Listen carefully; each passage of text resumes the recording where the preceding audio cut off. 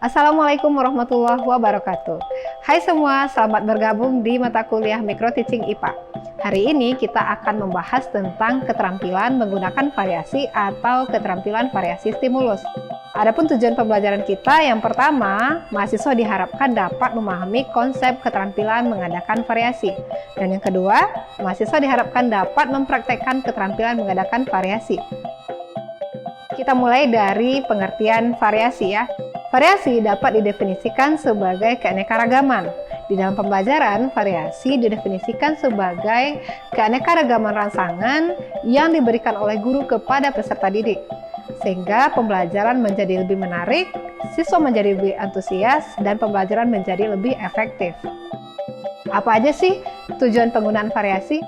Yang pertama, variasi dapat menghilangkan kebosanan peserta didik akibat rutinitas yang monoton. Dan yang kedua, variasi dapat meningkatkan perhatian peserta didik di dalam pembelajaran.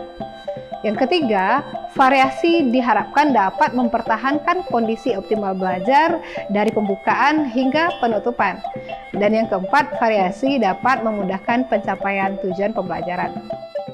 Nah, di dalam menggunakan variasi ada beberapa prinsip yang harus diperhatikan oleh guru. Yang pertama, variasi harus terencana. Artinya variasi tidak boleh sembarangan. Variasi harus kita sesuaikan dengan metode pembelajaran, dengan bahan ajar, dan dengan karakteristik siswa. Yang kedua, variasi harus wajar dan tidak dibuat-buat, sehingga pembelajaran menjadi lebih bermakna, lebih hidup. Dan yang ketiga, variasi yang dipilih guru di dalam pembelajaran harus efektif. Artinya dapat mencapai tujuan pembelajaran. Nah, sekarang apa aja sih variasi yang bisa dilakukan guru di dalam pembelajaran? Setidaknya ada 3 macam variasi yang bisa digunakan guru dalam mengajar. Yang pertama, variasi gaya mengajar. Yang kedua, variasi media. Dan yang ketiga, variasi pola interaksi. Kita bahas satu persatu. Yang pertama, variasi gaya mengajar. Di dalam variasi gaya mengajar ini ada beberapa hal yang bisa dilakukan guru. Yang pertama, variasi suara. Dalam pembelajaran, guru bisa memvariasikan volume, intonasi, nada di dalam menyampaikan beberapa kalimat. Dan yang kedua, memberikan penekanan atau focusing.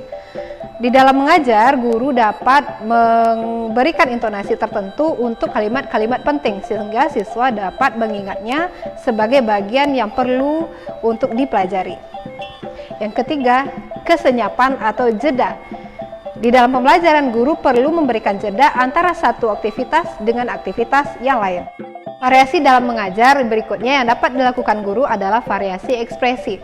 Guru perlu memvariasikan ekspresi, mimik, serta gestur tubuh agar pembelajaran menjadi lebih menarik. Dan berikutnya, perpindahan posisi. Di dalam mengajar, guru dapat memvariasikan posisi, berpindah dari depan ke belakang, dari belakang ke depan, dari samping kiri ke samping kanan, sehingga pembelajaran menjadi lebih interaktif. Variasi yang kedua yang bisa dilakukan guru adalah variasi media atau bahan ajar. Seperti yang kita tahu, bahan ajar dapat berupa bahan ajar yang dapat didengar, yang dapat dilihat, dan dapat diraba. Ketiga bentuk media ini dapat divariasikan oleh guru dengan menyesuaikan dengan materi ajar dan karakteristik peserta didik. Variasi ketiga yang dapat dilakukan oleh guru adalah variasi pola interaksi. Variasi pola interaksi dapat berupa dominasi guru dalam mengajar, misalnya ketika menjelaskan materi, atau dapat juga dominasi oleh siswa. Siswa dapat bekerja mandiri, misalnya ketika latihan. Atau dapat juga interaksi berupa kerjasama antara guru dengan siswa berupa kegiatan praktikum. Oke, demikian pembahasan kita tentang keterampilan mengadakan variasi di dalam pembelajaran. Sampai bertemu di pembahasan berikutnya ya. Assalamualaikum warahmatullahi wabarakatuh.